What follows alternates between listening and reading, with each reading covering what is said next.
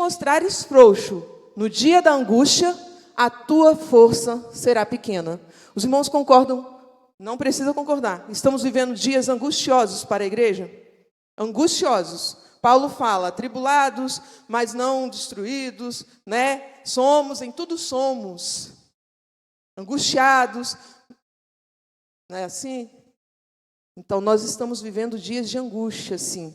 A gente não vive angustiado, ai meu Deus, mas estamos vivendo dias de angústia. E os dias de angústia nós não podemos nos mostrar frouxos. O que é nos mostrar frouxos? Diante das concupiscências, diante dos confrontos, das afrontas que a igreja tem sofrido, nós precisamos estar de pé. Nós precisamos ser pontuais. Não tem relativismo na nossa palavra, nós somos cristãos.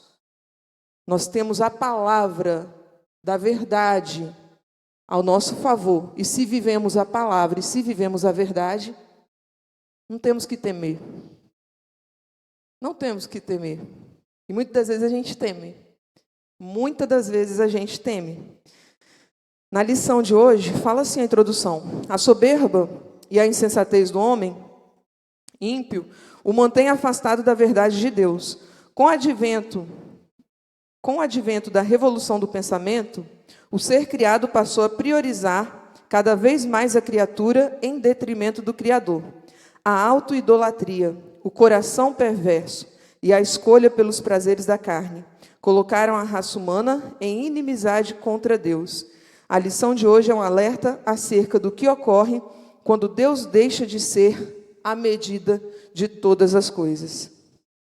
Eu vou trazer umas palavras aqui para os irmãos, que os irmãos vão ver na lição, e vou dar o significado aqui para os irmãos. Quando Deus deixa de ser a medida de todas as coisas. Na literatura, no secularismo, por um período, existiu o teocentrismo. Deus era a medida de todas as coisas. Para nós cristãos, Deus é a medida de todas as coisas. O secularismo tenta colocar o antropocentrismo. Viu que palavras difíceis? Tem isso na lição, entendeu? Se vocês tivessem lido, desculpa, tá? Chamar a atenção de vocês. Mas você estaria sabendo o que eu estou falando. Mas eu vou falar para vocês. O teocentrismo, Deus, centro, Deus no centro. Deus no centro, eu não quero me adiantar na lição, mas Deus no centro. Eu estou doente, eu estou com uma enfermidade. Isso não me abate a fé para que eu continue servindo esse Deus. Eu estou desempregado, isso não vai me abater, porque Deus é o centro de todas as coisas. Ah, mas Deus não me abriu as portas, eu estou me colocando no centro. Eu já estou sendo antropocêntrico. Eu estou dizendo que Deus precisa fazer a minha vontade o tempo todo. Porque eu sou muito especial, eu sou muito assim, entendeu? Eu preciso estar rodeado de todas as bênçãos. Eu preciso, porque a palavra de Deus fala que tudo aquilo que eu tocar, abençoado será, e aí não está acontecendo desse jeito nesse período da minha vida. Então Deus não está me vendo, Deus não está me ouvindo, Deus não está me escutando. Irmãos, eu entendo que há aflições e desertos na vida do crente. A gente passa por desesperos da alma. A gente passa, isso existe, isso é real. Mas em nenhum momento, Deus pode ser destronado, desentronizado do lugar que é de direito dele. Todas as coisas contribuem para o bem. Ele não perde o controle quando a sua vida está sem controle. Ele não perde o controle, ele não está fora do altar, ele não está fora do trono, quando você se sente não visto, não enxergado por Deus. Porque um desastre aconteceu na sua vida, porque uma perda aconteceu. Deus não deixou de ser Deus. Deus, ele continua no trono, Deus, ele continua vencedor, ele continua vitorioso e ele continua sendo esse Deus que você conhece quando você ganha as guerras. Porque quando a gente ganha as guerras, é muito fácil a gente olhar para o Senhor e falar: sou vitorioso com Deus, somos campeões da fé, somos, glória a Deus, para frente, vamos para cima. Recebemos a vitória, é muito bom. Esse é o nó. E aí, quando a gente ouve alguma coisa, Deus vai te dar, a gente transmite, a gente está transbordando vitória. A gente recebeu a vitória e a gente transborda a vitória. Mas também quando acontece um desastre, uma coisa que a gente não esperava, porque oramos, porque santificamos, porque jejuamos, nós precisamos dizer: Deus é vitorioso, Deus é poderoso, Ele é maravilhoso, Ele é Deus forte, Ele é o príncipe da paz. Estamos vivendo no inferno, seja no trabalho, seja em casa, seja onde for. Tá uma coisa hedionda à nossa volta. Mas Ele continua sendo o príncipe da paz. E aí a gente tem que buscar essa paz. Porque quando a gente busca a paz que excede todo entendimento, guardará a nossa mente e o nosso coração. Vocês estão entendendo, irmãos? É assim que funciona. Teocentrismo, Deus no centro. Se Deus está no centro, a minha vida pode não estar aquela coisa. Mas Deus continua no centro. Deus continua no domínio de todas as coisas. Ele é o dominador. Ele é o Redentor onipotente, como diz nossa harpa cristã. O Redentor onipotente, poderoso Salvador, advogado, onisciente. Ele continua, irmãos. Nós precisamos iniciar essa aula tendo esse conceito estabelecido, enraizado. Sabe, irmãos, ter a marca de Cristo no nosso coração é entender que não importa a nossa circunstância, Deus é Deus. Não importa se eu conseguir, se eu não conseguir. Ele continua sendo Deus, continua me amando, inclusive, continua fazendo por mim, continua querendo o meu bem. Mas como, Geisa? Ele é Deus. O que eu passo, o que eu vivo, não muda a sua essência, não muda o seu caráter. Teocentrismo, Deus no centro de todas as coisas. Antropocentrismo, o homem como medida de todas as coisas. E aí já vem a parte do egoísmo. Porque se Deus não fizer, não sei não. O pastor, ele não reconheceu que eu, entendeu? Fiz bastante por essa congregação, e eu poderia estar lá como diácono, ou eu poderia ser a irmã que é secretária da escola dominical, porque eu sou muito boa no que eu faço. Como que o pastor não viu isso? E quando não é isso, é a minha oferta que é grande. Eu oferto sempre. E o pastor não está vendo isso. Não, essa igreja não serve para mim. Se o pastor não está me dando o reconhecimento que eu mereço, porque eu conversei com o fulano de tal, sempre tem uns fulanos de tais para falar essas coisas com a gente. Eu conversei com o Beltrano, nossa, eu nem esperava, foi de Deus. Alguém me parou na porta da igreja e falou: irmã, era você que tinha que ser a presidente do círculo de oração. E eu já falei com o pastor que eu sou perfeita para o cargo, mas ele não me vê, ele não me reconhece. Antropocentrismo. Eu estou no centro. As coisas precisam sair do meu jeito. Eu não tenho mais a questão da orelha furada, o escravo da orelha furada. Eu não sirvo por voluntariedade e com um sentimento de ser mordomo das coisas de Deus, da casa de Deus, daquilo que o Senhor me dá. Seja dentro de casa financeiramente, seja na igreja, seja o louvor, seja a adoração, seja as promessas. Eu não ajo dessa forma, eu ajo como se aquilo fosse um mérito. Se eu merecesse esse reconhecimento. Eu não estou dizendo, irmãos, que ninguém tenha que ser reconhecido, não estou dizendo isso. Eu estou dizendo quando isso parte do coração humano. Quando isso parte da sua concepção, da sua mente, isso você tem que analisar e pensar assim: será que isso vem de Deus? Será que essa falta de reconhecimento, porque eu não estou lá no lugar do pastor, eu não estou lá, o pastor não ouviu uma ideia sobre a construção, mas ouviu a de fulano, mas não sei. Será que isso procede do Senhor? Isso traz crescimento para a sua vida, principalmente, e para a obra de Deus? Ou você está tentando ficar no centro de alguma coisa ou de alguma forma? É fácil a gente fazer isso, irmãos. Por quê? Porque eu estou tentando dizer para vocês, é o contexto que vivemos, é o mundo que vivemos. Antes era uma religiosidade muito implacável, sólida demais, tão sólida que as pessoas fingiam ser religiosos para serem bem aceitos. E aí, quando chegou o teocentrismo, o antropocentrismo, aí, de repente, até os desigrejados a gente encontra por aí.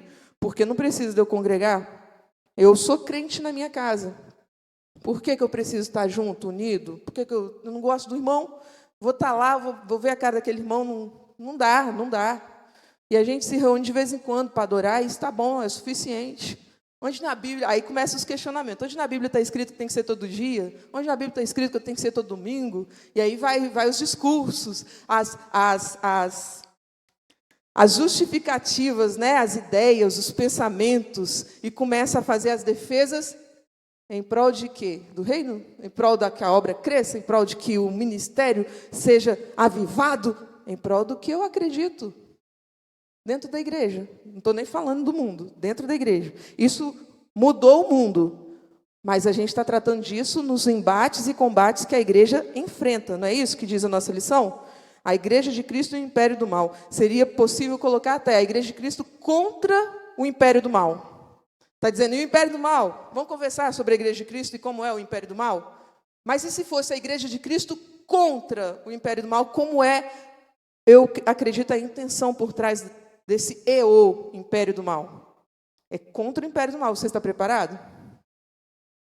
Porque o império do mal não é o império do mal lá longe. O império do mal, às vezes, pode estar aqui dentro. E eu não sei, porque eu estou valorizando bastante a minha opinião e a minha capacidade mental, intelectual e tudo mais. Teocentrismo, antropocentrismo. Humanismo. Para o humanismo, o homem é o seu próprio Deus. Narcisismo, amor pela própria imagem. Hedonismo, dedicação ao prazer dos sentidos, o prazer como estilo de vida. Então, vamos lá.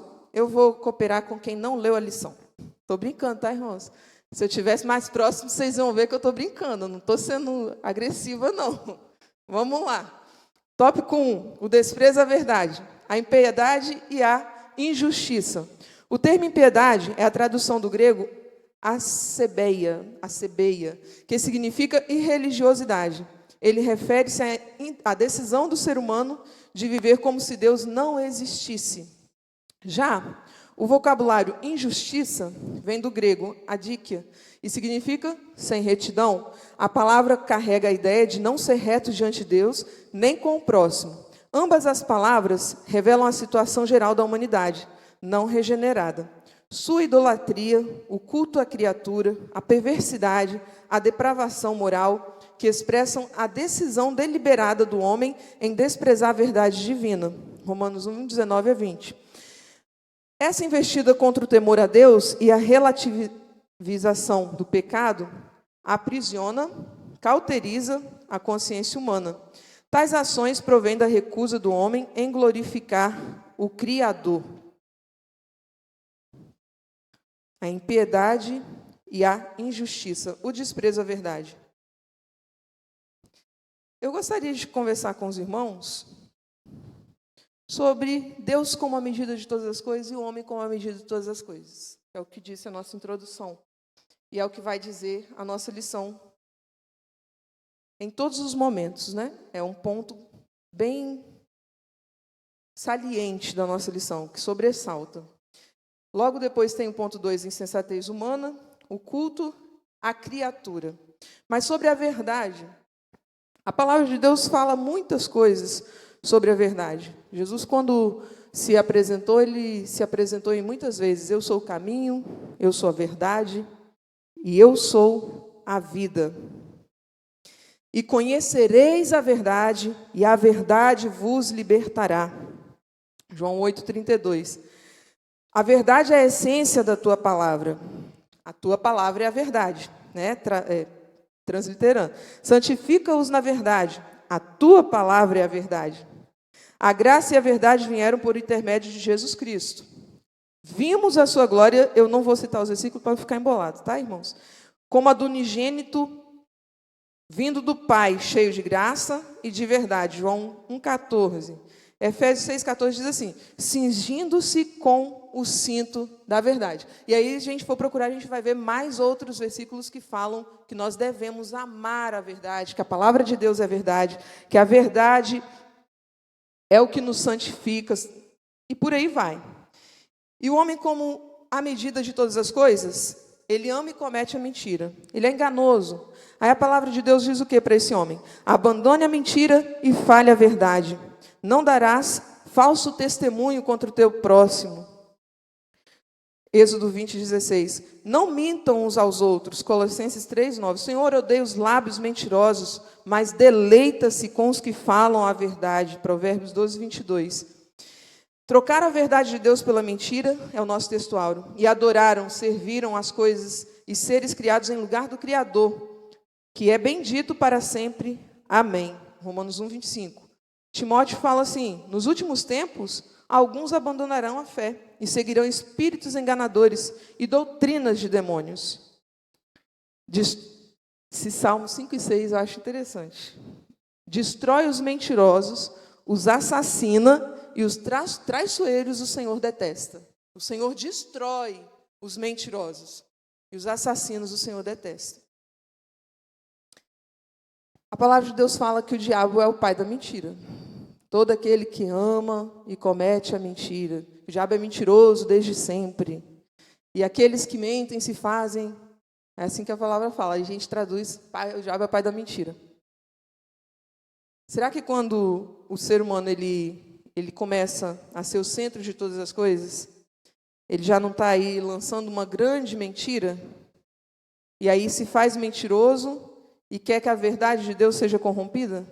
Aquilo que sempre foi verdade deixa de ser verdade, e aquilo que nunca existiu, eles tentam criar. Aí vem a questão, a criatura, né, o nosso tema da lição.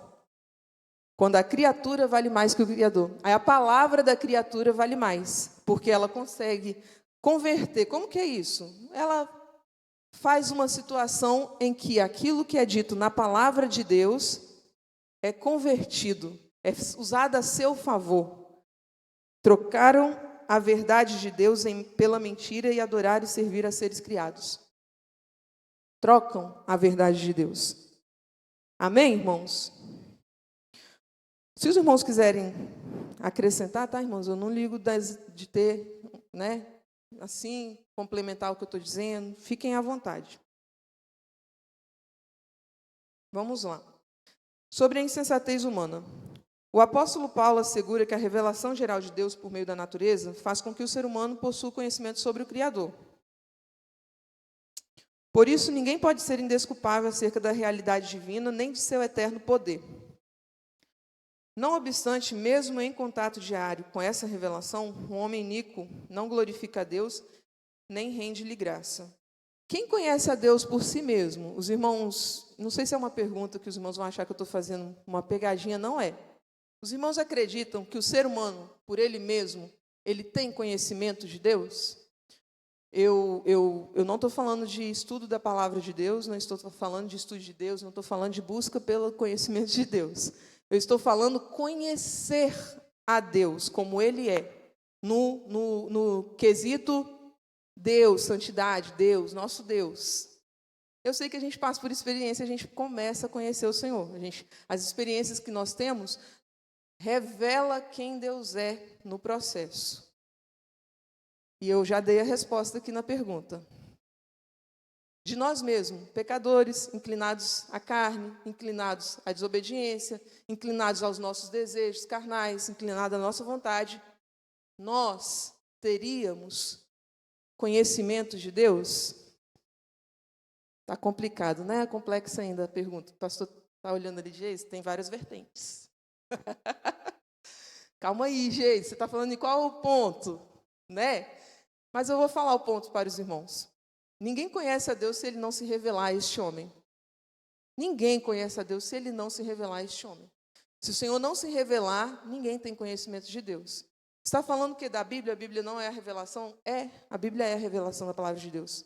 Mas você aprende Deus pelas Escrituras, a boca de Deus, a palavra é a verdade. Nós estamos falando aqui que a palavra é a verdade. E isso se torna um pouquinho teórico. Na prática, Deus se revela ao homem. Na prática, Jó falou, eu conhecia de ouvir falar, mas agora te veem os meus olhos. Ninguém conhece a Deus se o Senhor não se revelar a este. conhecer a Deus, se o Senhor não se revelar a este. O que está dizendo aqui? Ó? Não obstante, através da natureza, né, o tópico que a gente acabou de ler, é de quase, na essência, que o ser humano ele sabe o que é certo e o que é errado.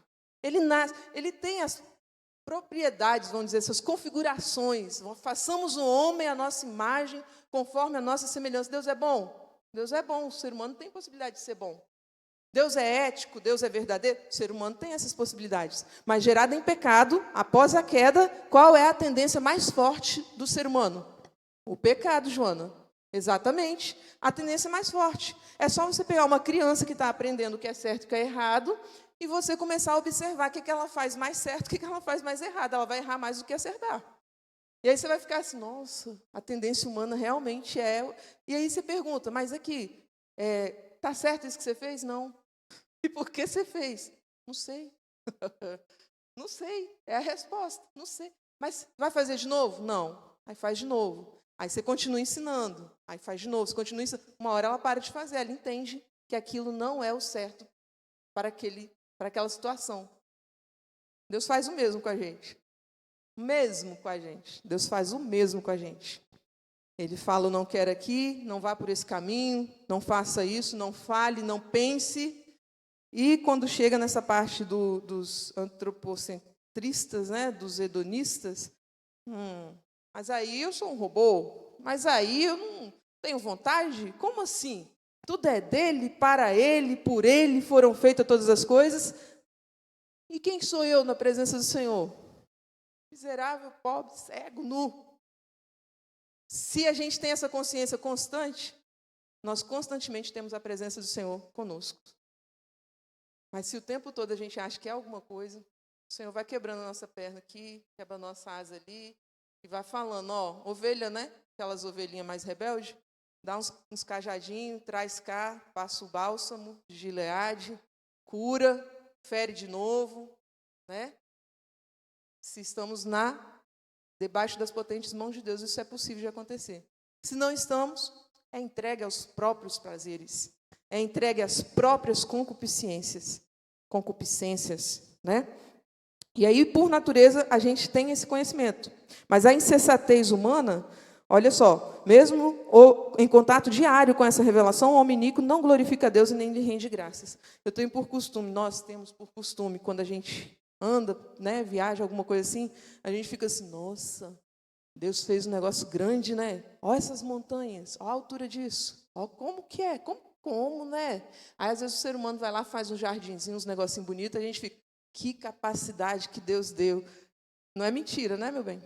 A gente sempre faz esse tipo de comentário aonde a gente vai, porque a gente entende que isso glorifica o nome de Deus. Mas vocês estão passeando, estamos pensando em Deus. Ué, Ele que deu condições da gente passear.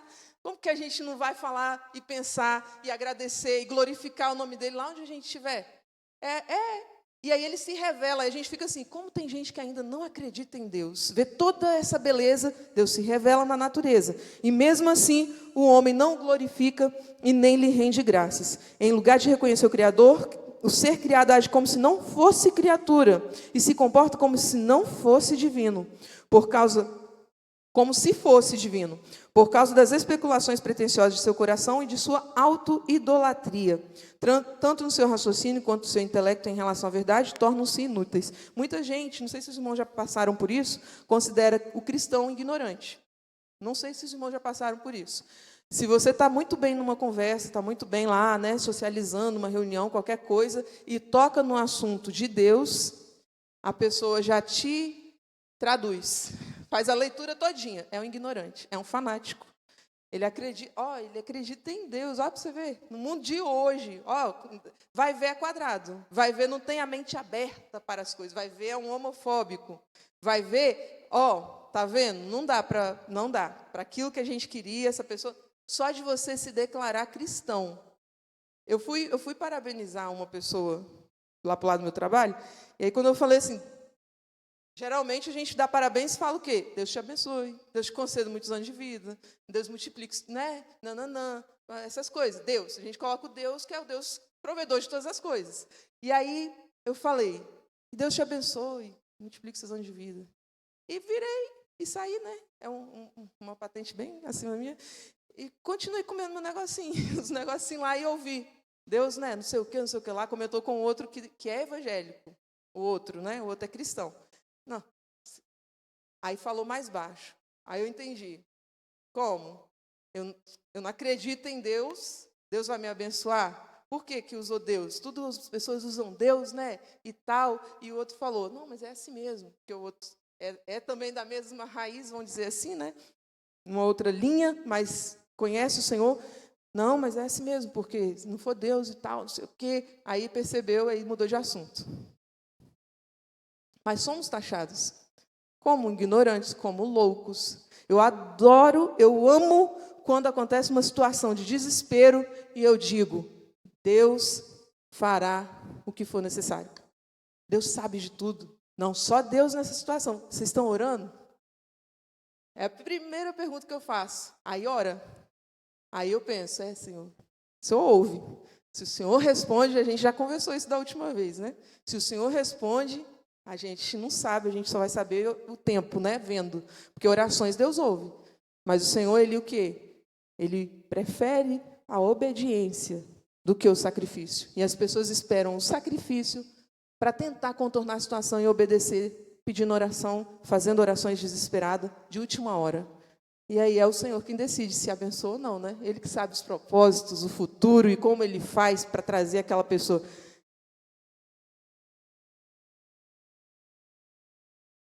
Em algumas situações, o Senhor coloca um anzol no nariz, né? Coloca um freio na boca e traz de todo jeito. Em outras, Ele mata, Ele fere. Outras, Ele faz viver, mas Ele faz. E isso não é problema nosso. O problema nosso é ser testemunha. Isso é um problema nosso. Se no ambiente de trabalho nosso, na nossa casa, família, em todo lugar que a gente pisa o pé, nós não temos a preocupação de sermos testemunha e de mostrarmos quem somos, no momento a gente vai falhar e o nosso evangelho vai ficar titubeante para aquela pessoa, duvidoso. Aquela pessoa não vai olhar para nós como um verdadeiro evangelho, uma carta aberta. Não, mas fulano fez isso, mas fulano pensa diferente, mas fulano pensa assim. E assim a gente tem que ter cuidado em sermos testemunhas. E aí vem, dessa insensatez resulta a idolatria e a perversão moral. O culto à criatura. Ao rejeitar a Deus e suas leis, os filhos da ira são deixados à mercê de seus desejos pecaminosos. Dentre eles, a impureza sexual e a degradação do próprio corpo. Aqui o texto bíblico retifica a anunciada ira de Deus sobre a impiedade e a injustiça dos homens. A corrupção moral do ser humano deriva de sua rebelião contra Deus, sua natureza caída troca a verdade pelo engano e prefere honrar e servir a criatura em lugar do Criador. Assim, na religião, os seres criados passam a ser cultuados.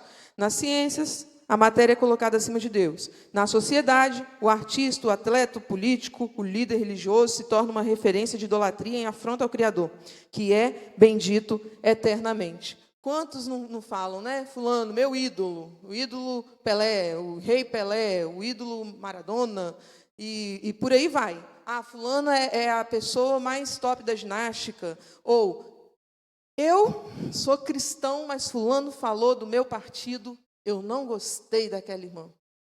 Eu não gostei daquele pastor, daquele obreiro. Ele não acredito, ele faz... Ué, eu não acredito, ele é... do outro lado, do Bolsonaro, nosso Deus, quantas igrejas foram divididas nessa última eleição, né, irmãos? Quantos irmãos entraram em discussão besta, famílias também, a irmã Natália está falando. Quantos irmãos? Isso, será que não é um tipo de idolatria? Mas é normal, é a sociedade que vivemos, irmã, precisamos... A gente já teve uma lição aqui sobre política, na época foi eu que ministrei a aula, e eu falei, irmãos, vamos orar para que os nossos filhos sejam vereadores, que os nossos filhos sejam prefeitos, que os nossos filhos sejam, quem sabe, governador. Por que não? A gente é ensinado de uma tal forma que não pode, que é pecado, que é feio, que agora que está podendo, a gente está, colocando lá em cima, está colocando no coração. Está não. Então, agora a gente participa ativamente da política, nós fazemos lá a bandeira, a questão das bandeirinhas, e nós levantamos, vestimos a camisa, levantamos a bandeira, e vai lá, e tudo mais. Você está orando para o seu filho ser o vereador? Você está educando ele para isso? Para ele ser o político que está corrompido lá fora? que ele não seja corrompido por causa dos seus ensinamentos, porque você é cristão, você serve a Deus? Você tem esse tipo de oração? Ah, não. Eu oro, Geis, porque o meu filho seja um cantor, seja um pregador. É ótimo. Não estou criticando sua oração, não. Que bênção. Mas também, se ele for isso tudo, e também um líder político, feliz é a nação, a palavra de Deus fala, cujo Deus é o Senhor. Davi, enquanto ele esteve na direção, a preocupação dele foi a arca, foi a casa de Deus. Ele, por ele, tinha construído o templo. Ele fez tudo para que o Senhor permitisse. Ele era obediente, o Senhor não falou, não, você não. Não é você que vai construir. Você não pode, só tem sangue nas suas mãos. Mas ele era um candidato perfeito em tudo. Vamos na guerra? Peraí. Traz lá o éfode. Traz lá o sacerdote. Vamos ou não vamos? Vamos vencer? Não tá, vamos, agora vamos. Pecou. Foi orar. Vocês acham? Ah, meu Deus, eu pequei. Agora eu sou o pior de todos os homens. Agora Deus vai me matar. Deus falou, não, você não vai morrer. Mas o que você fez no oculto, e a espada não vai se afastar da sua casa. Misericórdia de Deus, graça, já tipificando aí o sangue do Cordeiro, que é o que nós temos e vivemos hoje, somos banhados, lavados e remidos nesse sangue, resgatados por esse sangue. Mas para pensar, durante o tempo que ele reinou, a nação adorou o Senhor. Josias, durante o tempo que Josias reinou, a nação adorou o Senhor. Ah, não seguiu, a palavra de Deus fala, as crônicas, né, os reis, e não seguiu o caminho de seus pais. Quer dizer que ele teve exemplo ruim. Teve muitos exemplos ruins, mas ele escolheu não seguir o exemplo de seus pais. Ele escolheu adorar a Deus. Então, o que eu estou dizendo aqui de você orar para que o Senhor prepare, se esse é o seu sonho, se essa é a vocação do filho, né, que o Senhor tem propósito na vida de cada um, que seja um líder político, que seja um líder político. Tá certo? Mas que divida a nossa casa, a nossa família por causa dessas coisas? Aí não, né, irmãos? A gente tem tanta adoração nessas coisas, de torcida, de time, de essa competição, né, que parece que já está. A palavra de Deus fala que a nossa carne, ela guerreia constantemente, a carne contra o espírito. Só internamente a gente já anda com essa guerra. Não olha. Não volta a olhar, não. Pecado. Não vai, não fala. Você sabe dessas histórias, não conta, não divulga, não. Ou não difama, fica com você, guarda para você, o tempo todo. E a carne está, fala, ela é sua amiga. Não, conta, é de confiança, é para pedir oração. Vai lá, fala. Né? Não, ninguém está vendo. Eu estou aqui no trânsito sozinha, no meu carro, ninguém está vendo. Eu posso dar uma olhadinha em quem está atravessando a faixa de pedestre? O tempo todo a nossa carne está sendo nesse combate de duelo, os duelos da nossa vida, o tempo todo. Você pode achar que não, mas está. E a palavra de Deus fala, vivei em espírito e não cumprireis as consciências da carne. E aquele que é de Deus não peca. A palavra de Deus fala, aquele que é de Deus, o inimigo não lhe toca. Mas somos gerados de pecado, pecamos, não pecamos voluntariamente. Então, se eu insisto em fazer algo que eu sei que é pecado, eu estou sendo responsável pelas minhas ações. Aí, eu já estou mentindo se eu falar que falo a verdade, que ando na verdade, que amo o Senhor, mas ando nas trevas. O Espírito de Deus não está em mim. Amém? Vamos lá. Os irmãos, tem algum comentário? Alguma... Tia Cléria, tem um comentário? Vamos lá. A revolução humana, a revolução do pensamento humano. O renascentismo. Olha, ó. Aí vem o humanismo. Aí no ponto 3, subtópico. Iluminismo e pós-modernismo. E dentro desse tem o narcisismo e o hedonismo. Tudo ismo, né, irmãos? Tudo ismo.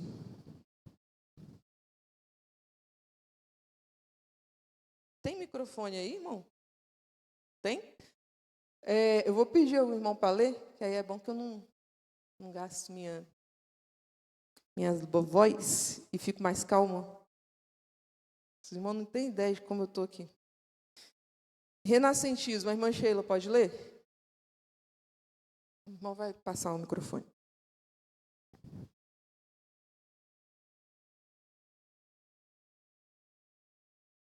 Paz do Senhor, igreja. O renascentismo. A renascença é um movimento intelectual que surgiu na Europa Ocidental entre os séculos XV, me ajuda aí, algarismo romanos, entre o século 14 e 16, desculpe, irmãos. A característica desse movimento foi o seu profundo racionalismo, ou seja, tudo que devia ter uma explicação racional. Os renascentistas recusavam-se a acreditar em qualquer coisa que não pudesse ser comprovada racionalmente. Durante esse período, que coincide com o início da Idade Moderna, que os historiadores marcam a partir da tomada dos otomanos pelos turcos em 1453 até 1789, a Revolução Francesa. A revisão teocêntrica, em que Deus era a medida de todas as coisas, foi mudada por uma concepção antropocêntrica, em que o homem se tornava a única medida de todas as coisas. No lugar de ver o mundo a partir das lentes do Criador, os homens passaram a enxergá-lo a partir das lentes da criatura. Assim surgiram os primeiros efeitos do processo de secularização da cultura, quando a vida social passou a ceder o espaço para o racionalismo e o cetismo. Nesse sentido, a revolução científica e literária que se deu a partir do Renascimento contribuiu para o surgimento do humanismo. Obrigada. Amém. Como a gente está falando, né, irmãos? O ponto que sobressai dessa lição, vários outros. A autoidolatria, né? Mas tira Deus do centro, coloca o homem no centro. O Renascimento veio fazer isso na história. E aí, no lugar de ver o mundo a partir das lentes do Criador, os homens passaram a enxergá-lo a partir da lente da criatura. Eu acho interessante quando o povo de Israel, eles são tirados do Egito, logo ali no início, né? E Moisés sobe para orar, para receber as leis do Senhor. Tinha o quê? Não fiz os cálculos, mas não deveria, eles passaram 40 anos no deserto. Acho que não deveria ter 5, que eles saíram do Egito. Eu penso, foi muito rápido. As leis ainda estavam sendo instituídas para a questão da construção do tabernáculo, né? A tenda do tabernáculo e tal, aquela coisa, as medidas, estava tudo sendo ali, ó. O início. Saíram e se assentaram no lugar, e aí Moisés subiu o monte. Quando Moisés desce, se vocês lerem a história, vocês vão ver que foram alguns tipos de líderes que incentivaram a construção do bezerro. E aí, se vocês forem olhar lá para o Egito, lá tinha de tudo. Lá tinha a rã, as pragas do Egito, que foram lançadas ao Egito, representavam os deuses do Egito. Alguns deuses do Egito. Tinha Deus para tudo. É o Deus da fertilidade, é o Deus do mantimento, é o Deus da plantação, é o Deus...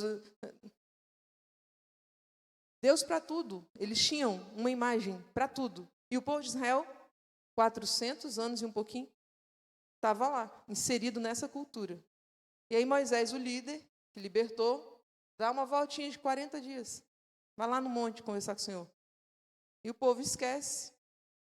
Eu acredito que desde o início para tirar o povo. Houve toda uma reflexão da história dos pais, né, de Abraão, de Isaac, de Jacó, quem era o Deus, o que Deus fez. Houve para trazer o povo para o Senhor. E aí, quando eles chegam lá, o líder não está, então tá, vamos edificar um bezerro, porque o povo está agitado. Vamos acalmar o povo com o bezerro.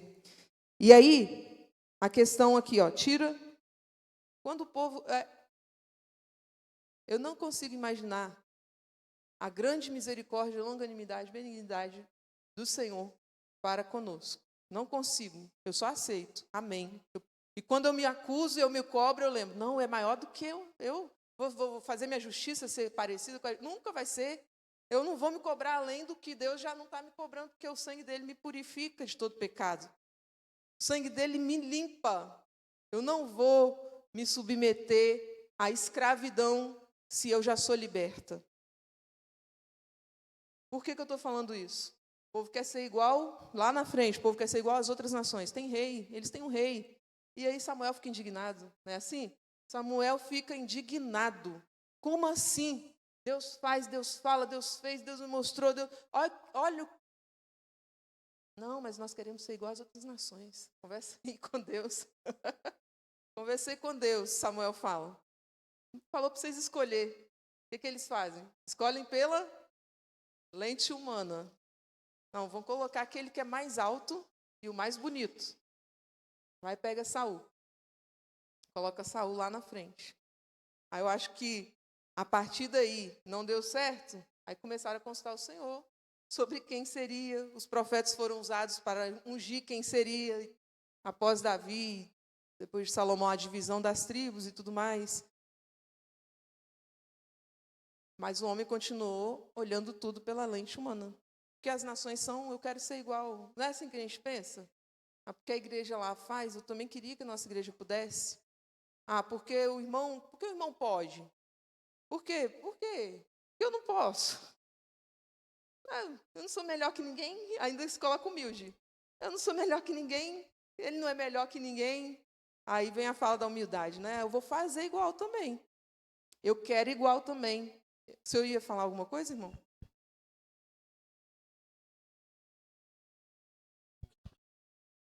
Antropocentrismo é fazer uma pergunta e já ciente da resposta.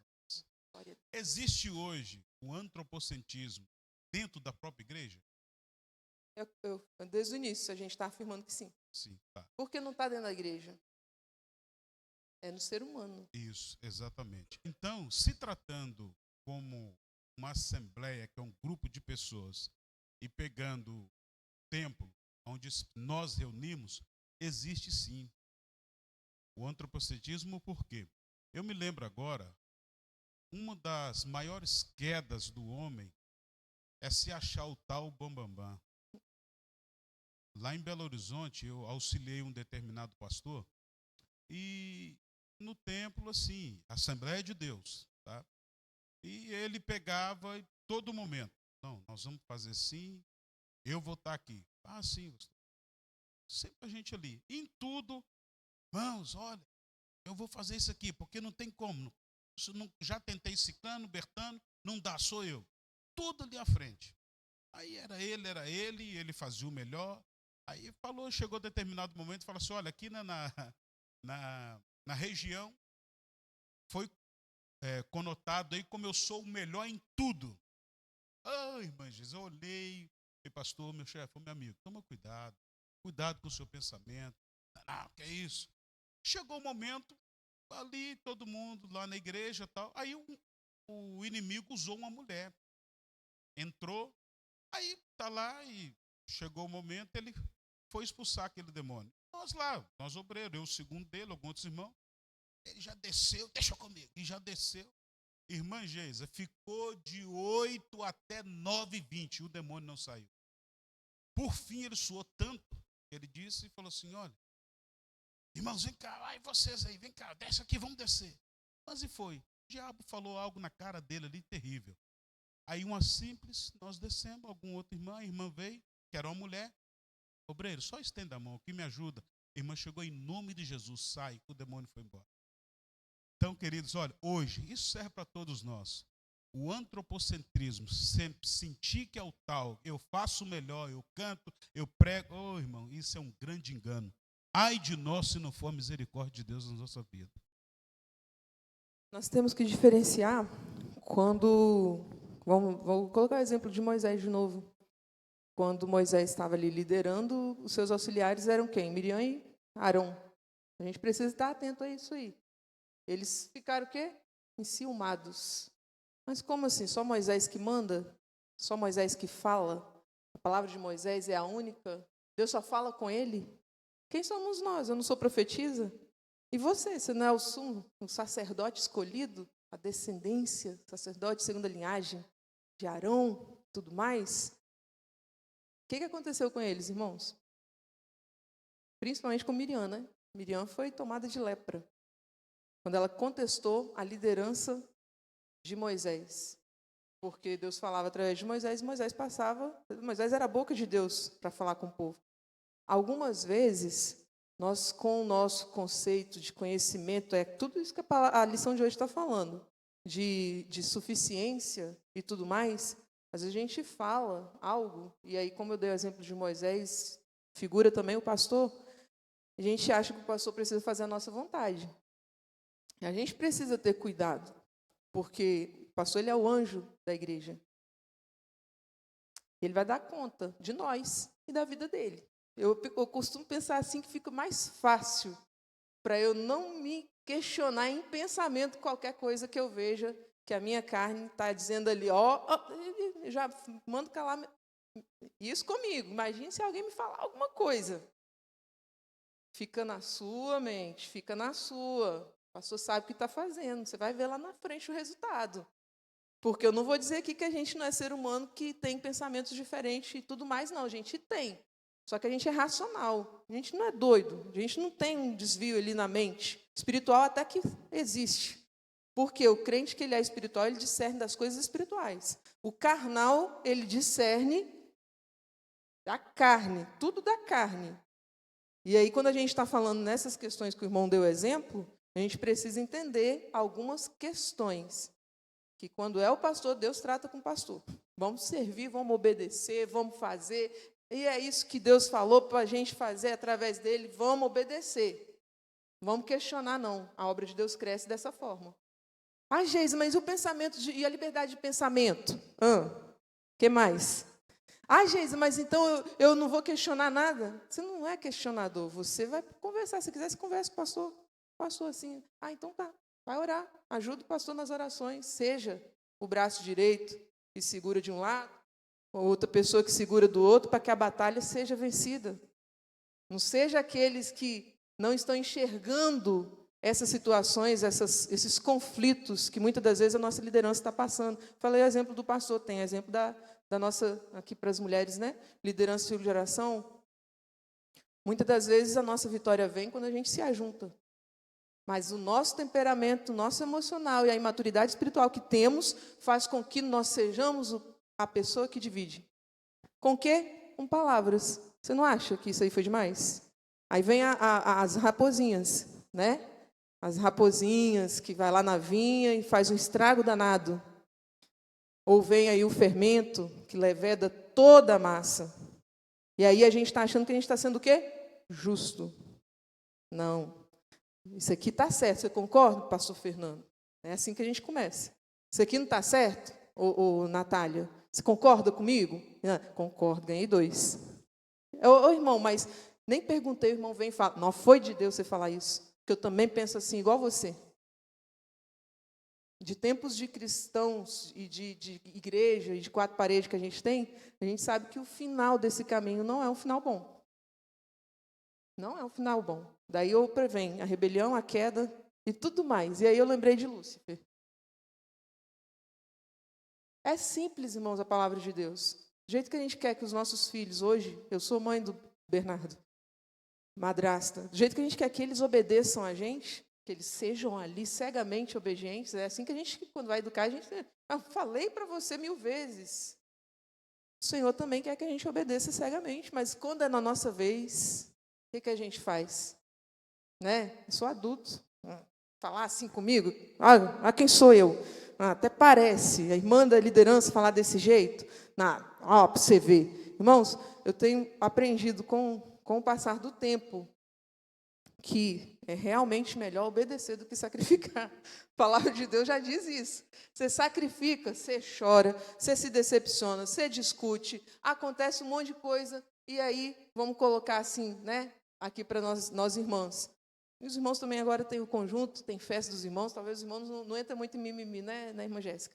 E aí, chega na festa, Deus está lá, poderosamente, quebrando a vara nas costas de todo mundo. Precisava?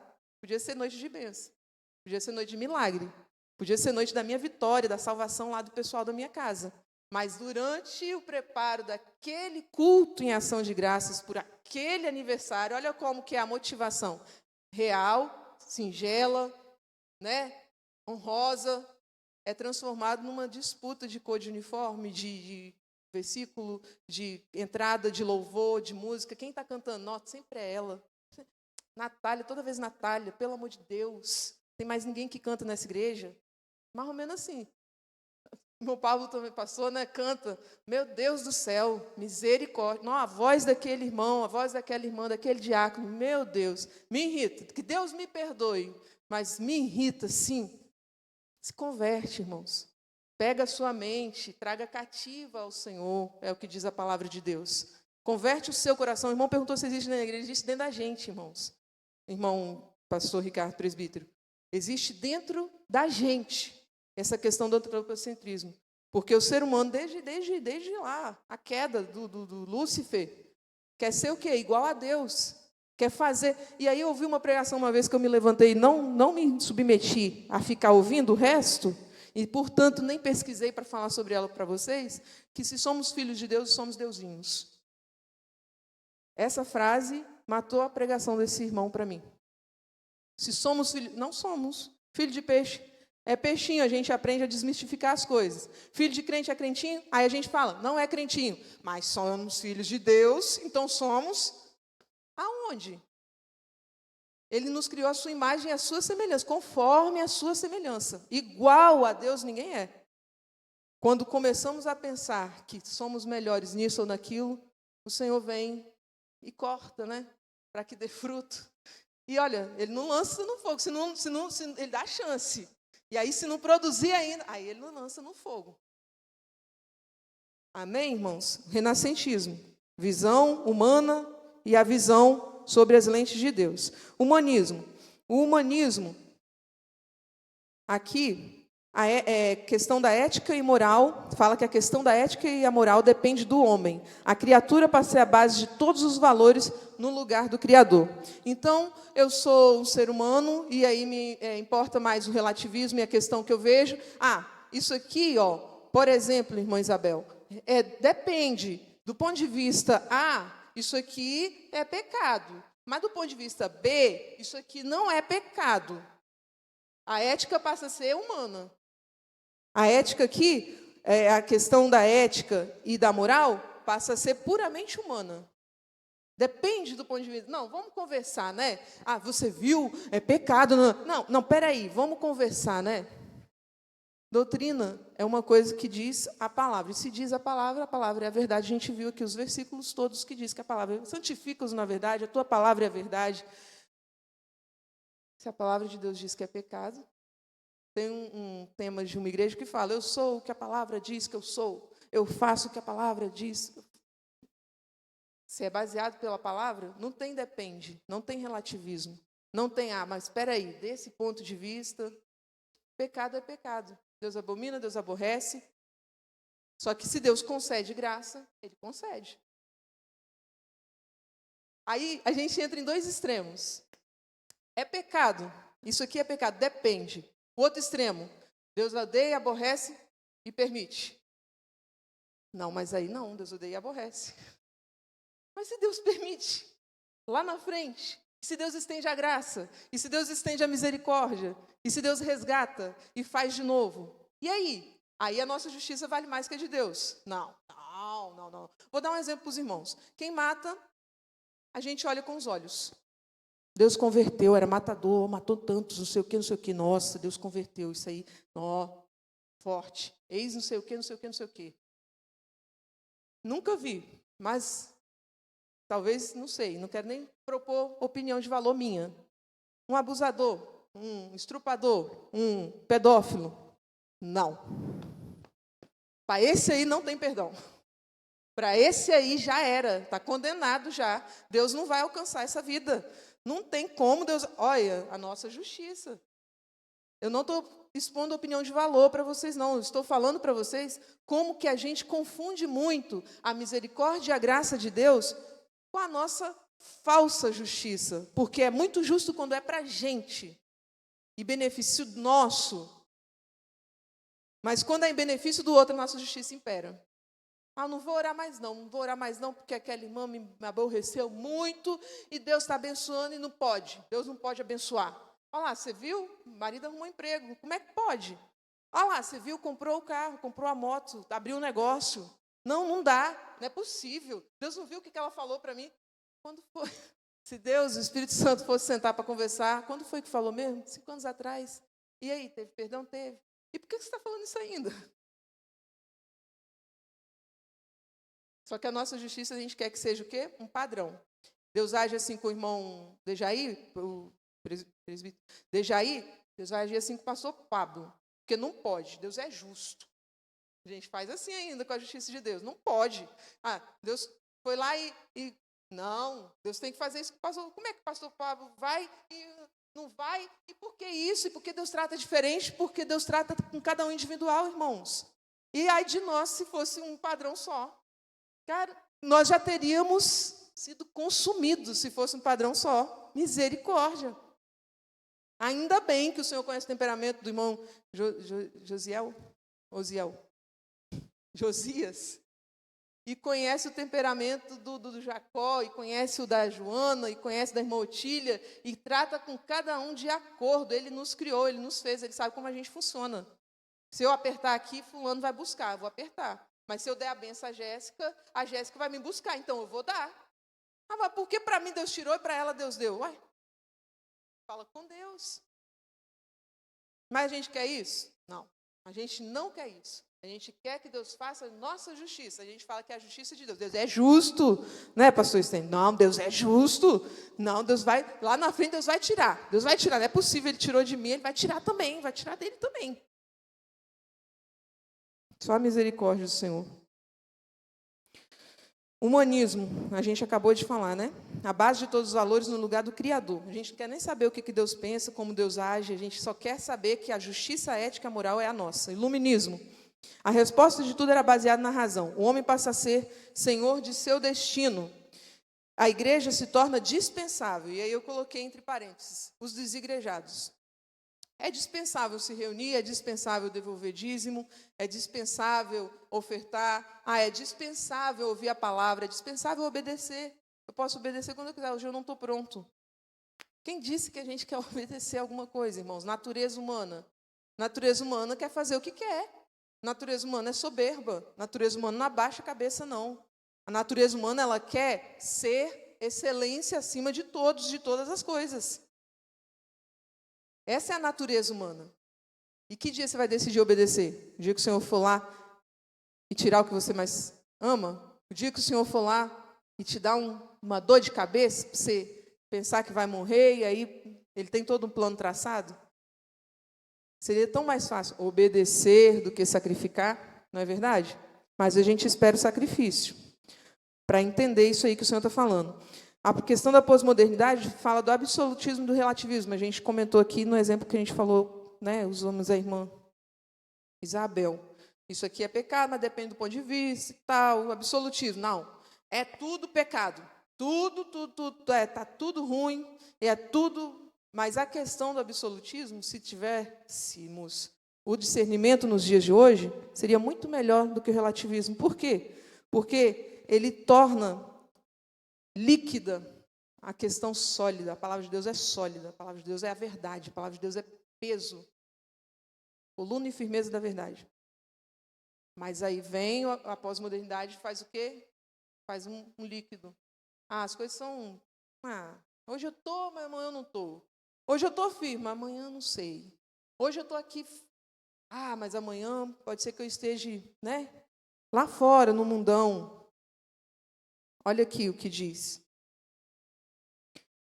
Seus adeptos rejeitavam a tradição, buscavam resposta na razão, entendiam que o homem era o senhor do seu próprio destino e que a igreja era uma instituição dispensável. Já após a modernidade ou modernidade líquida, surge a partir da metade do século XX, os sociólogos, nossos séculos praticamente, irmão, nós estamos no 21. Sociólogos observam que a sociedade deixou de ser sólida e passou a ser líquida. Isso quer dizer que os valores que eram absolutos tornaram-se relativos. Nesse aspecto, a coletividade foi substituída pelo egocentrismo, em que os relacionamentos se tornaram superficiais. Hoje eu sou amiga, amanhã eu não sou. Hoje eu sou fiel, amanhã eu não sou. Hoje eu estou casada, amanhã eu não estou. Por quê? Porque eu posso fazer isso aí, porque nada é absoluto, nada é concreto. E as pessoas entram para os relacionamentos, já que a lição está falando dos relacionamentos, as pessoas entram para os relacionamentos já com plano B. Não, peraí, eu vou entrar nesse daqui, mas, então, se der isso, eu vou fazer isso. Já tem lá uma liquidez, uma situação para se escapar, para sair fora, para se resolver. E aí vem, foram substituídos pelo egocentrismo em que os relacionamentos tornaram superficiais. Isso, todo tipo de relacionamento. Nesse contexto, dois grandes imperativos que marcam esse movimento foram o hedonismo e o narcisismo. E o que é o hedonismo?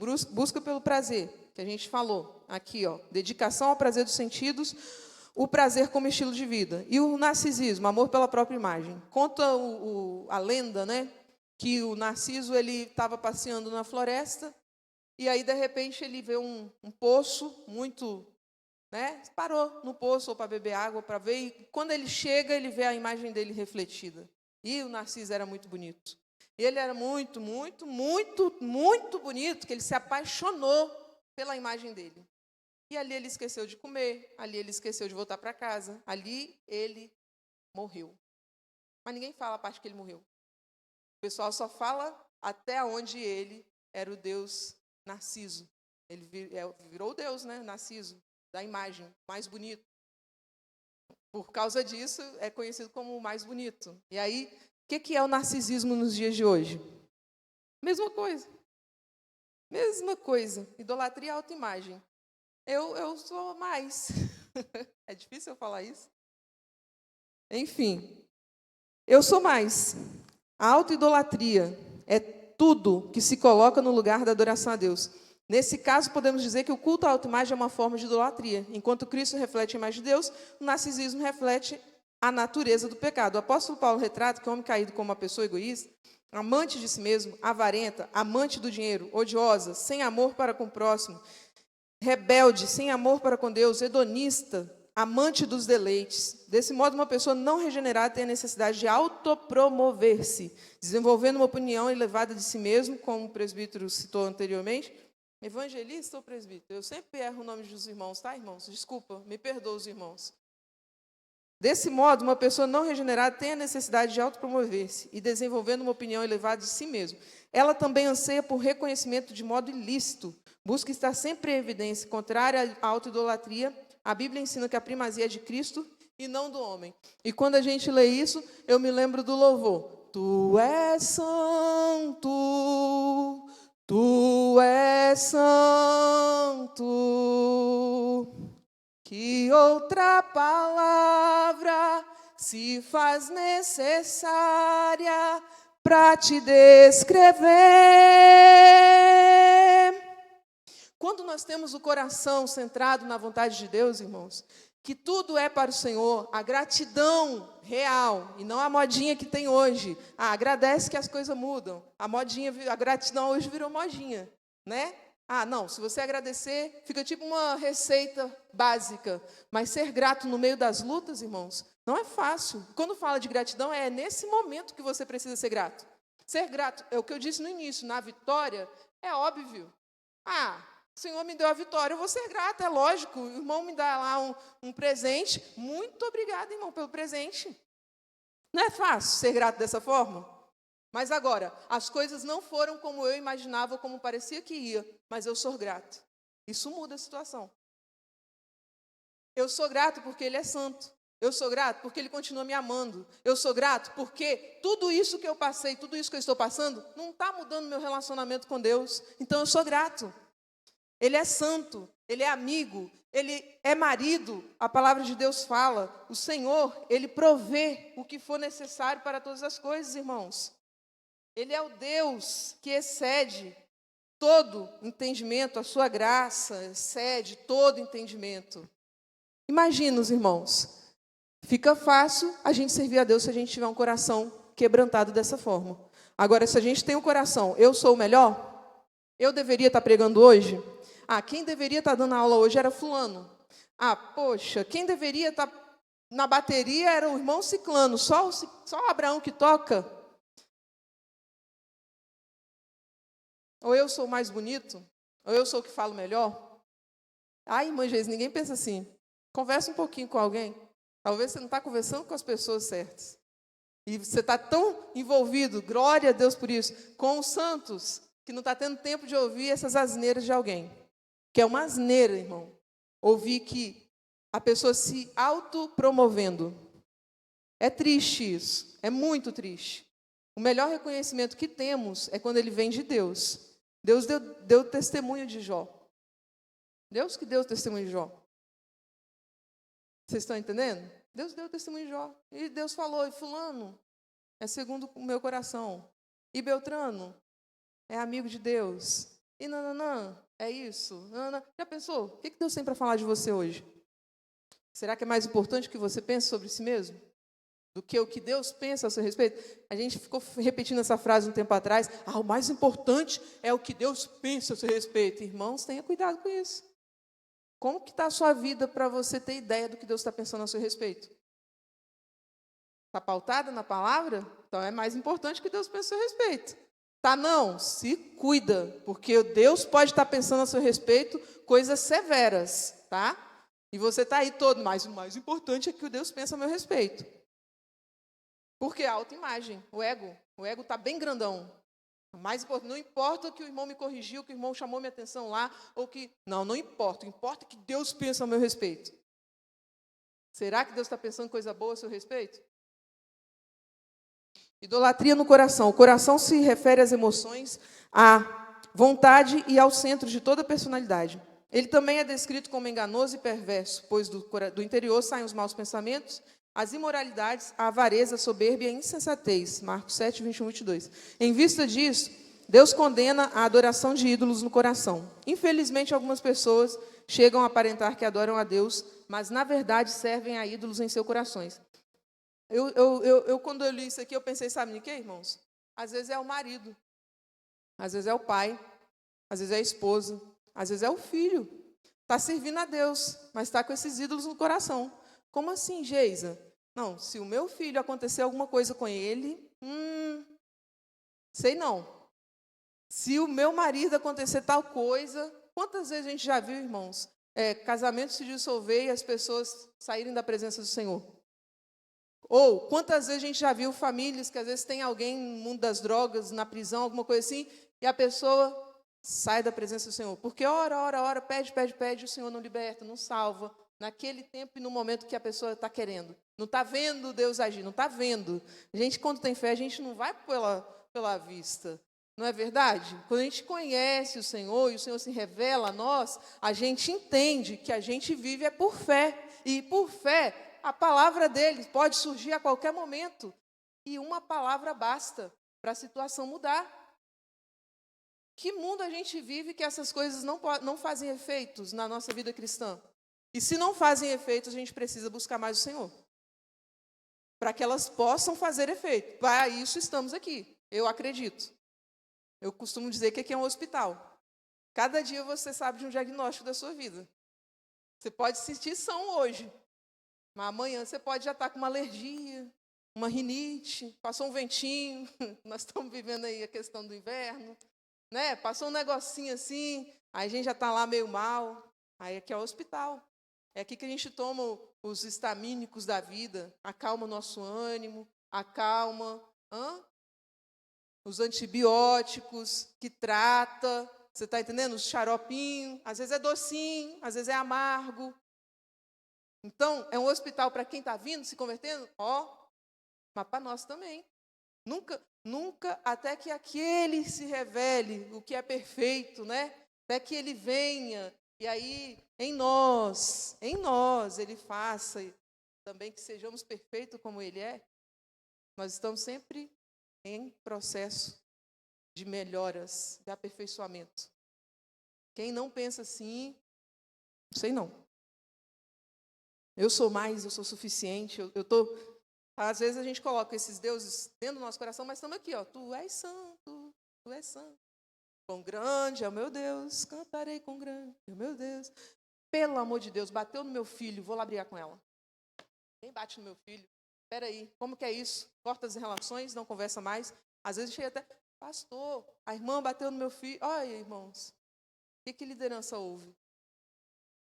Né? Olha as minúcias. A irmã bateu no meu filho, o obreiro, cadê o Mateus? O obreiro foi lá e colocou minha criança queria ficar no banco. Eu preciso falar disso. Tira as crianças do banco, o banco delas é aqui, ó. Né, Mateus? Ah, porque o Mateus foi lá e tirou minha criança do banco. Estava pintando, irmãos. Já tem início de leitura, já tem início de entendimento, de coisa, de escola, segunda, terceira série. Já presta atenção no culto, irmãos. Presta atenção no culto. Pede esses meninos para dar um resumo do desenho que eles gostam. Eles contam tudo, todo o acontecimento. Agora começa a pedir esses meninos para dar resumo do culto. Está começando a dar resumo lá em casa. Você está entendendo? Está começando a dar resumo também. Não, você está indo para prestar atenção no culto. Você está em casa o dia inteiro, brincando, desenhando, fazendo o que você quer. Na igreja é culto. Na igreja é lá, é o pastor. Não importa o que o pastor está falando, que as irmãs estão cantando, é aviso, é visitante, é culto e ação de graça, é lá em cima. As coisas estão acontecendo lá em cima, é só 2 horas. E às vezes se chega atrasado é 1h30. Se não é pontual aos cultos, é 1h30. E aí você está tendo dozinha do seu menino. Ah, tadinho, né? Vou dar um lapisinho, vou trazer um negocinho para ele desenhar aqui, interter a mente. Eles não intertem a mente quando a gente está falando de problema dentro de casa. Está lá brincando, está prestando atenção em tudo que está acontecendo ali, ó. As conversas, você falando, ai Deus, tem misericórdia da minha vida. Você falando mal do pastor, você falando mal da regente, você falando mal do obreiro que foi lá e fez não sei o quê, e o menino está ali no carro, o menino está ali no banco de trás, está ali na cozinha, está ali, só ouvindo. Olha o que o meu pai está falando. Olha o que minha mãe está falando. Olha como é as coisas. A igreja não é boa, não. Chega na adolescência, por que esse menino não quer ir para a igreja? Passou a infância, pré-adolescência, ouvindo você falar que isso, que aquilo, que não presta, que não concorda, que é ruim, que irmão, vou falar na cara, falo um monte de coisa no desabafo, né? Vou lá na cara, vou colocar o dedo. Aí chega aqui, Pai Senhor, irmã, tudo bom? Criança discerne, irmãos. Minha mãe é falsa. Estava falando mal da irmã lá em casa de manhã. Olha lá, nem parece. Aí fica até na dúvida, às vezes você pensa seu filho assim, pensativo, olhando, às vezes, irmãos, eu gosto de conjecturar as coisas, às vezes ele está nessa dicotomia aí, é verdade ou é mentira que ela gosta da irmã? Ela falou lá em casa, será? Olha o testemunho que a gente está dando. Não estou dando testemunho não, irmão, eu falo baixinho, eu falo escondido. Não, nem fala, irmãos, nós estamos aprendendo aqui na escola dominical de hoje, você questionar seu pensamento, levar ele cativo ao Senhor. Porque às vezes o pensamento é o que destrói a nossa alma. A gente pode não ter controle sobre o pensamento, mas se a gente alimenta, o pastor Joel, ele foi o que eu participei do discipulado, livro de Romanos, o discipulado na época, foi o livro de Romanos todinho. Aprendi a amar o livro de Romanos por ele. Ele falava, você pode impedir, não pode impedir que pássaros sobrevoem na sua cabeça, mas você pode impedir que faça ninho.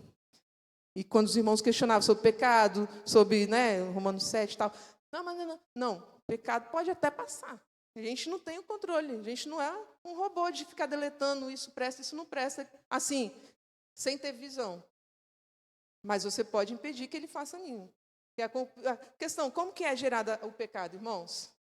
Os olhos, soberba da alma, da vida, e a consciência gera, depois aquela gestação, e aí dá à luz o pecado.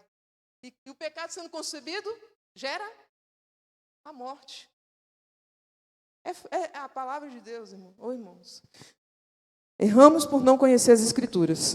Quando a gente conhece as Escrituras, a gente não contesta com o que os pastores ensinam ou com o que os professores, os pregadores estão pregando.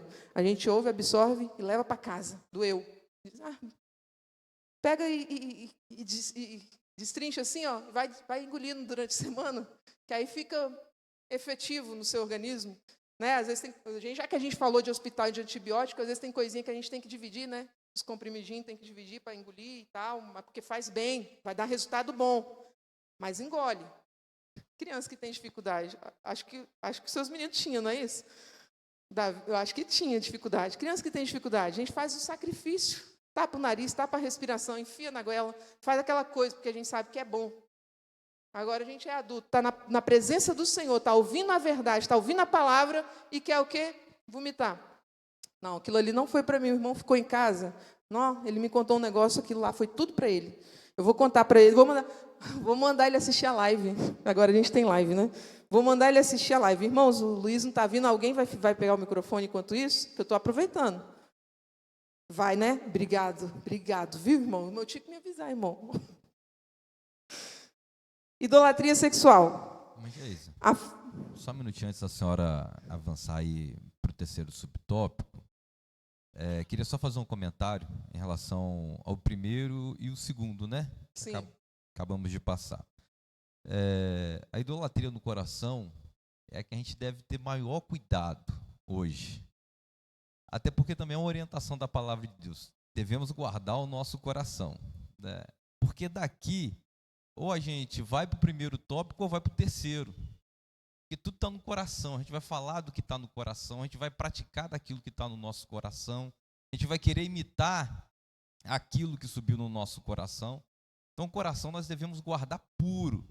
Então, a recomendação da palavra de Deus para todos nós é que nós guardemos a palavra de Deus para não cometer esses pecados contra o nosso Senhor. Então, a gente precisa guardar o coração. Por quê?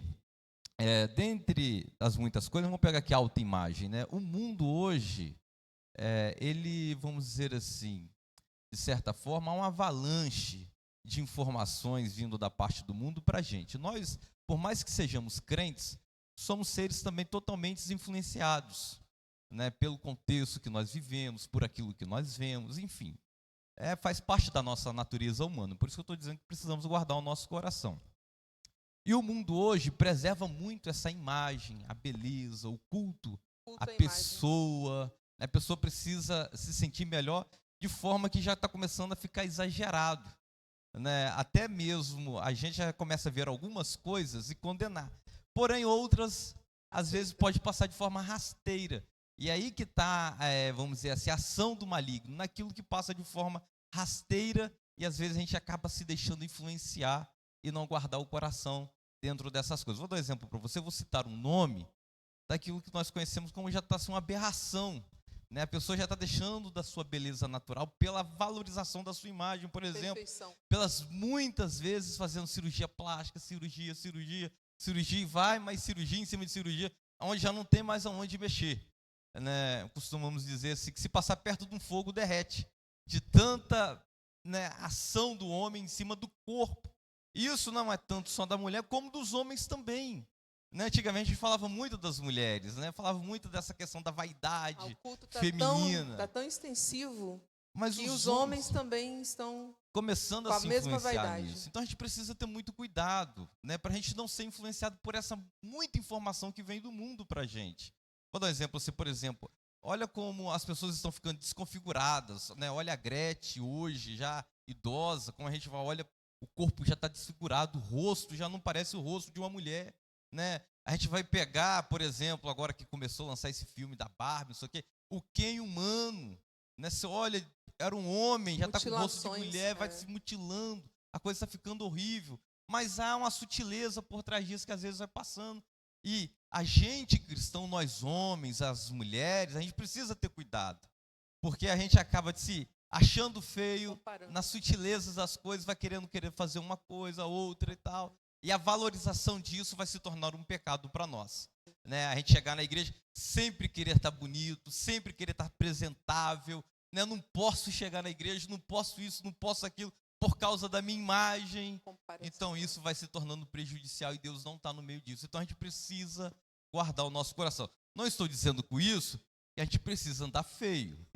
É diferente. Mas um feio arrumado. mas bem arrumado, apresentável ao Senhor. Isso, né? A nossa roupa precisa glorificar a Deus, a higiene do corpo, pentear o cabelo, as irmãs que gostam, né, orientam aos esposos, né, deixa a sua esposa ir lá no cabelo, né, fazer o cabelo, enfim. Eu estou dizendo tudo com modéstia no Senhor. Isso. E aí a gente sabe moderar essas coisas quando nós não temos o coração dominado pelas informações do mundo. A gente sabe se portar, a noiva do cordeiro sabe se vestir. Então a gente precisa ter esse cuidado com o nosso coração. Isso esbarra na questão da autoaceitação. Você passa o dia lá vendo as coisinhas do Instagram e filtros e tudo mais que colocam, né, pra gente. É muito bom, é muito bom. Não estou coisando que não é bom. Eu estou dizendo você se comparar com aquilo e você não se aceitar da maneira que você é por causa daquele filtro que você ficou mais bonita, mais bela, mais perfeita, mais isso, mais aquilo. E somos feitos à imagem e semelhança de Deus. Eu vi uma pessoa dizendo que ensina aos filhos a seguinte afirmação: se por um acaso alguém chamar você de feio, meu filho, você diz o quê? Sou a imagem e semelhança de Deus. Se alguém te chamar de burro, sou a imagem e semelhança de Deus, eu sei quem eu sou. Quando nós sabemos quem nós somos em Deus, irmãos, quando nós sabemos quem nós somos em Deus, a nossa imagem, com todo o cuidado que o pastor falou, não passa a ser o primordial, é a questão do endeusamento da própria imagem, né? A idolatria à própria imagem.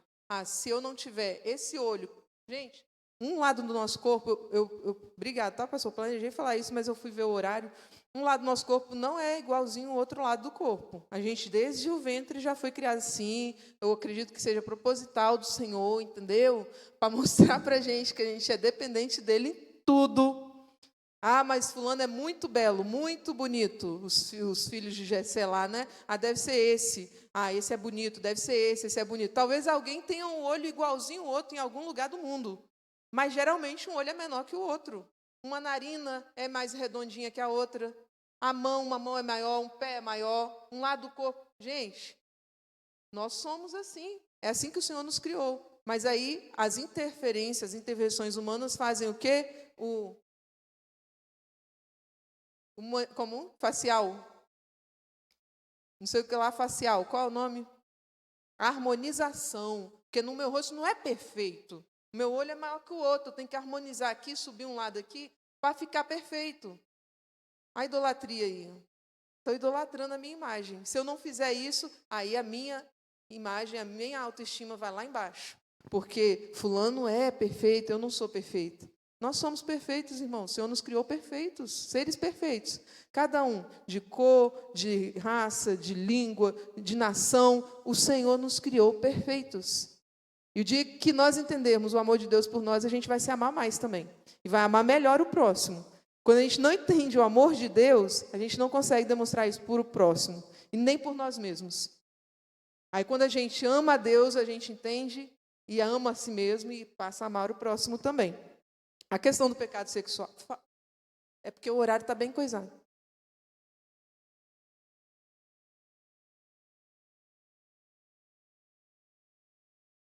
A gente está com a idade aí dos seus 18, 20 e poucos.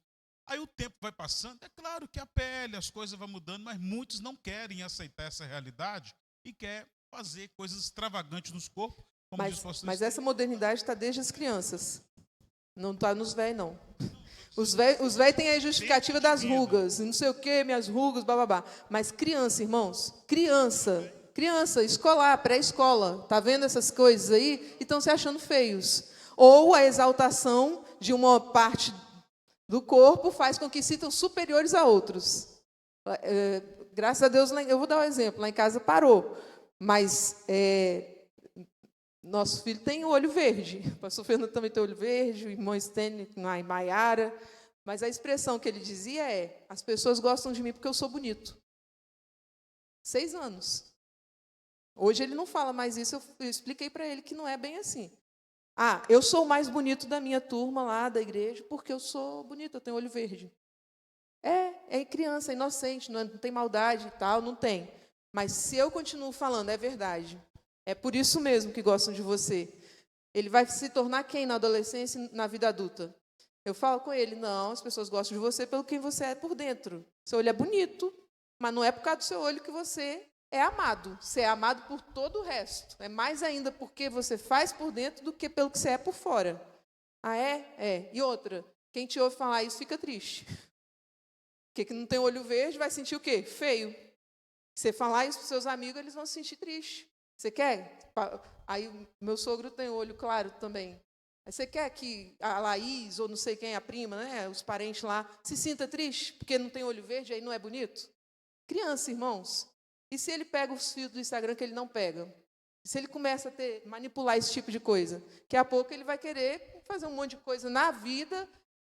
E é o quê? Nem adolescente. É onde que chega a questão da questão... Eu quero entrar na questão sexual. E lá na frente a gente vai ver isso de novo. Porque eu me sinto homem, e eu me sinto mulher, e eu vou trocar de sexo, e eu vou deixar o cabelo crescer, e eu vou cortar o cabelo como homem, e eu vou me vestir como homem. Autoaceitação não está existindo. Não está existindo. Disciplina não está existindo. Ah, fulano tem essa tendência, deixa. A questão sexual, o pastor, o comentarista, ele fala assim, eu preciso falar da questão sexual. A compulsividade sexual ilícita, mas eu quero destacar aqui para os irmãos, compulsividade sexual, até a lícita é pecado. Se você tem compulsão por alguma coisa, é pecado, irmãos. Eu tenho compulsão por comprar. Eu tenho compulsão por... Compulsão em si é pecado, irmãos.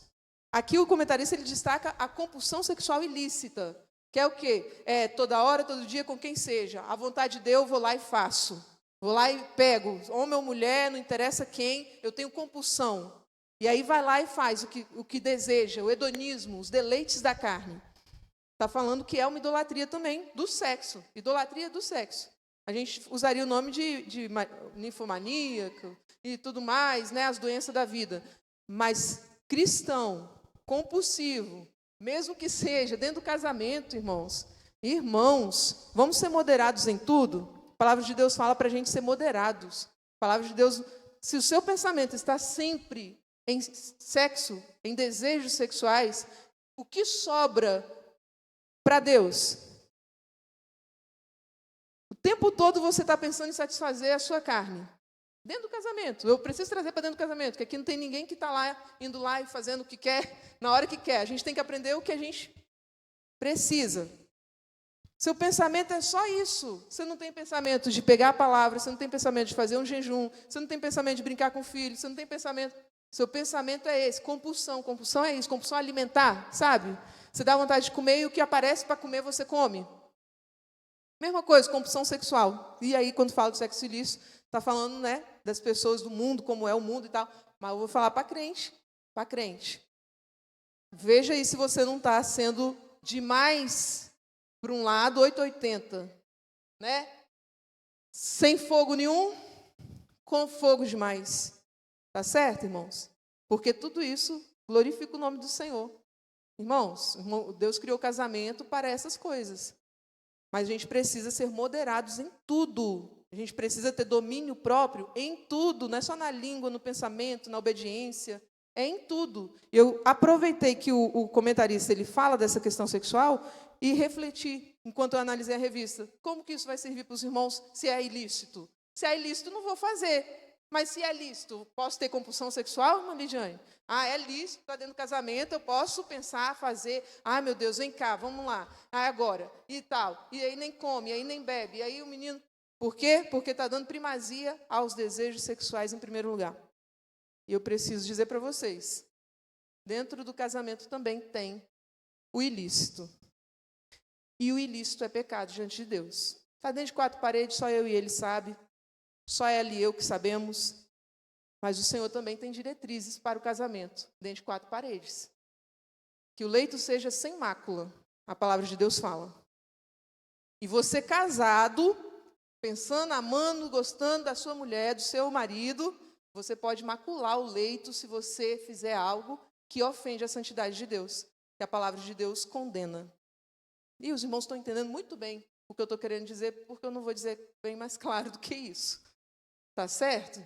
Eu agradeço a oportunidade, eu peço aos irmãos que me perdoem, os das 10, os irmãos das 10 eu peço que me perdoem, os das 10 e 10 estão aqui e vão ficar até o fim, mas eu agradeço a oportunidade, peço que vão continuar orando por nós. Amém, irmãos? Glória a Jesus. Meus irmãos, a paz do Senhor. Graças a Deus. Deus abençoe a irmã Geisla. Luiz Otávio deu uma saída aí, irmãos, e por esse motivo ele não está aqui. Com a permissão do pastor Estênio, vou pedir ao Pablo para estar louvando a Deus enquanto os irmãos vão colher as ofertas para a glória de Deus. Geisla, eu vou dizer algo para você que eu estava com um sentimento ali. Eu olho para você e vejo realmente que Deus é bom. A misericórdia dele dura para sempre. O amor de Deus, ele é infinito para conosco. Então eu glorifico a Deus pela sua vida, pela sua família, pelo seu casamento. Eu estou falando, Geisa, porque Deus me fez sentir muitas coisas. Eu ouvi muitas coisas a respeito da irmã, da parte de Deus.